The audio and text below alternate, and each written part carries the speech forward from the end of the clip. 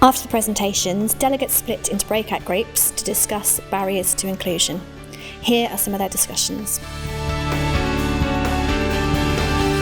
So our group were talking about the barriers to inclusion of SEND young people in activities, whether that be SEND specific or normal kind of generic activities that they might want to access. And to be perfectly honest, it's not stuff that we haven't heard before, and it's not rocket science either. It was mainly from families. We were talking about the geography of Shropshire, the inaccessibility of some of the venues, the fact that we might have to travel for miles to access a swimming club because it's the only one that is SEND specific. And when we were talking to the providers in the room and the professionals from the local authority, again, a lot of the stuff they were talking about was around, we don't necessarily have the support in place to be able to facilitate the right training for us to be able to know the children better. We don't necessarily have the support for the marketing, so we get some families come regularly and that's great, but then they grow up and move on, and we're not necessarily seeing the next wave of families come through because we're relying on word of mouth an awful lot of the time.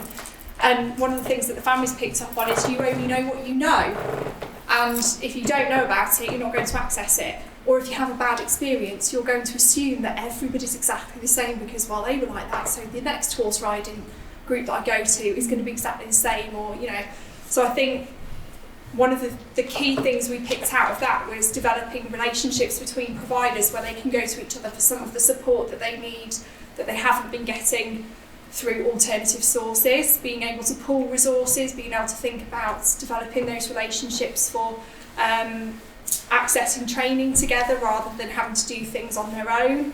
And then families also looking at developing relationships and networks to share that information through, but actually what is out there that we can already use, the local offer being more effective at sharing that information and highlighting what's important out of that information rather than it just being a blurb about an activity, actually pinpointing what value that activity will have for my family, and being able to identify what that means for us. So I think there's a lot of interesting conversation that we had there. But one of the key things that we picked up on is that cliff edge of 19, and knowing that your young person has developed skills to move on either into mainstream or into adult services successfully, and then knowing where those are and supporting that young person to move into that. And I think we just kind of stumbled at that point because it's like, so what do we do about it?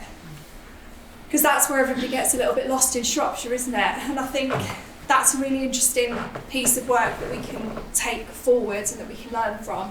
And I think, the provider in the room who isn't part of the All In project and hasn't necessarily got a SEND focus already, it was really interesting hearing how they want to be more inclusive generally, rather than being SEND specific, and being much more, the whole of the social environment in our area should be engaging with us. How do we support families to engage with us normally so that we're not having to, either put on extra expense for ourselves as an organisation because there is only 2 or 3 people who would normally access that as a specific provision, but how do we make it so that these families can engage with other families rather than being isolated themselves? So it's a very, very interesting conversation, lots and lots of food for thought. Thank you very much. Great one, Zara. Thank you.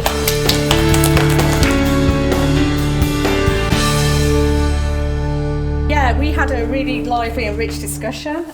Barriers, accessibility of buildings, and we had a little chat about libraries and changing the perception of a library. So we looked all around this idea of, accessibility of buildings, not just the lift of other things, the perception of a building. Transport, so things about provision being limited due to transport, so the timings, the cost, the availability, the expense. All those things around transport, which we've already heard from. We also touched on the ability of parents and carers to fill out forms, because often some of the carers and parents have special educational needs themselves. They find the forms very complex. They're then taking a long time to fill out the forms, or they're not filling out the forms correctly, and that delays the process to access provision on any level. So we had a really good conversation about that. Information, different ways of sharing information in different formats in different forms that covers so it's accessible to everyone, and just really taking that into consideration through everything that we do. Getting the information out there, so too many families still don't know about what's on offer. So we sit here and we hear about these amazing opportunities. In fact, some families are still, I didn't know about that. So we need to look at how all this information is actually reaching people. Different ways of sharing, different formats, and what really excites me is this group of people, we can really work together to work that out. How do we do it? Where are we? Oh yeah, great conversation about you could do everything in the world with your publicity and marketing. It could go out in children's school bags, in an envelope, really nicely marketed, but still not one child turns up. And we discussed, which is high on cost, heavy on preparation, what's that about? And it's really complex what that's about. The mom didn't have time to empty the bag because she's got 10 other children. You know what I mean? There's so complex why that information isn't getting there, but it's worth really looking at in detail now. Cost, so the cost of activities, a whole day is very expensive, and if your child is accessing a range of activities, that goes up in cost. So looking at the cost. So looking at subsidies and reducing the cost of activities where it's quite expensive. Okay, we're moving on to the successes, really lovely success stories. So a lot of discussion today about building young people's confidence, and loads of discussions about how that can happen. We love the idea, and we're all doing it, and it's very informal, but we could formalise it in some way. Young people becoming more leaders in the activities that we do. Take the register, make the squash. How do we evidence that? How do we make that a progressional route to their next step? How do we evidence that? So it's informal at the moment, and we've got these lovely case studies of young people really growing in their activities, but somehow, what can we do with that now? How can we progress them on? Where are we? Oh yes. Great thing about the activities, building confidence to access different spaces and public spaces, and the offshoot is that filters down into families and their ability to access activities they wouldn't normally. So I've gone swimming, I hated the sound of the swimming baths. That really was really disturbing for me, but over time that gets much more comfortable, they start to enjoy it, and they can access that with their families. So we were looking at our activities as really preparing young people for a more confident relationship with the world in general, and how rich that is. Yes, lovely chat about when we do an activity, the complexities of what needs to be considered. And there's a lovely example of a bake-off, so making cakes. So in that preparation of making cakes, you have to consider who's got allergies, who likes, there's loads of examples. And we were saying about all the detail in our planning about this level of activity and how that is tenfold. You know, advanced marketing, research, planning, schedule happens way earlier, so you can really finite in detail all the details of that, and then that leads to a really successful experience for everyone. But everybody needs to recognise that investment financially, and all that time and resources and preparation is huge, and that needs to be financially recognised in everything that we do. So good planning, attention to detail, do the background work, get the venue right. That produces some great examples of brilliant things. I can't read this one. This is in yellow, so we've got a slight... An example of not being accessible. Right, what support is needed to improve inclusion? Investment in buildings, so we've got the ones that we all know about, toilets, lifts, blah, blah, blah, but also the perception of a building itself. For instance, we have this lovely example of the library that do brilliant inclusive work, but everybody thinks you've got to be quiet in a library. So how do we change that perception, and what are the stages to do that? So that's changes for the families as well. Getting the message about services and what's on offer. A chance to hear from parents and carers and what the barriers that they experience. So this lovely thing that the informal chat over coffee and cake, parents, carers experience needs to filter right down as we're the converted, but we need to make that really public. What is the experience of the people really in it, of what we're doing and how we're doing it?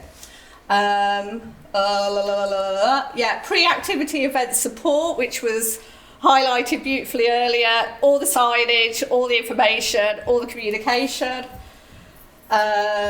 Oh yeah, we talked about live events and shows. We talked about the relaxed performance and ways of looking at live things that are on offer and what options you've got around presenting those. And I think the pre-event one wasn't just about information, it was about taking time to support the young person, to get to know people and to get comfortable. We were having a conversation which leads to time being the thing, that you don't necessarily have to rush straight into the activity. That actually it's about building a relationship first of all, and that's really important. Often we're, as providers, not given the time to do that. Bring together providers to share expertise. Where are we?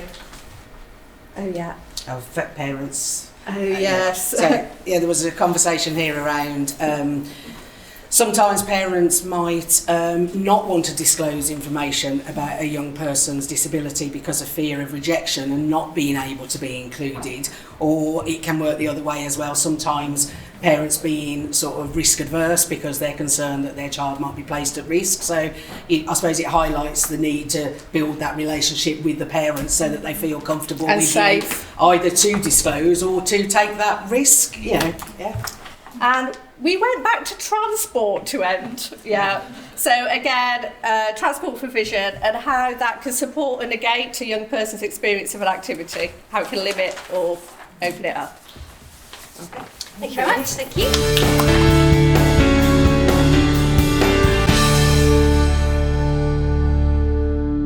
I guess some of the headlines, because our wonderful scribe Alex had made lovely big notes, but I've just jotted some headlines from us. Similar to a lot of discussions, it sounds like, in other rooms, but I guess looking at barriers, we had, two distinct conversations from a kind of provider's point of view and also then family's point of view. So from provider's point of view, it's kind of linking to funding, resources, which can be, again, venues or equipment, policies and procedures that have to be followed, which then can prevent them from putting on what they actually might want to do. It's difficult also potentially to retain and recruit volunteers or workers. And when you've got the workers, then you've got a long, lengthy process sometimes of going through the training and induction processes. And for some of the provision that's out there, it might only be an hour or 2 hours a week, and getting the people that are actually happy to do 1 hour or 2 hours a week can be difficult in the first place to recruit. So the capacity within provision is often difficult. From a parent's, family's point of view, length of sessions can sometimes be a barrier. Sometimes they can be too long or too short, and it's dependent then on that communication with the families in acknowledging what it is that they're trying to get from the sessions that you might be offering. So it could be that you need to look at where they're coming from, where they're travelling to, what they might be looking to do, whether or not they're wanting to stay with their young person or to drop them off and leave them and do something else separate. So looking at whether or not, if they are older and that you're dropping them off and the parent has to travel 40 minutes to an hour to get there in the first place, you're probably going to want a lengthier session so that you don't feel like you've been in the car longer than you've been at the actual session.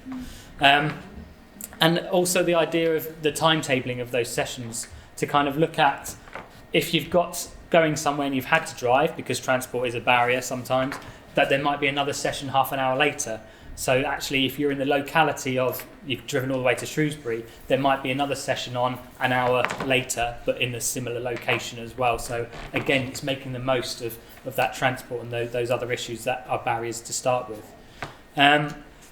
Within that as well, we talked about the psychological barriers, and again, that initial potential poor experience to start off with. And I think it was mentioned that you don't always remember the actual experience, but you'll remember the feelings you had during that. So again, potentially putting off families or the children and young people initially can become a barrier that then you've got to overcome again in the future to try to attract them to other future provision.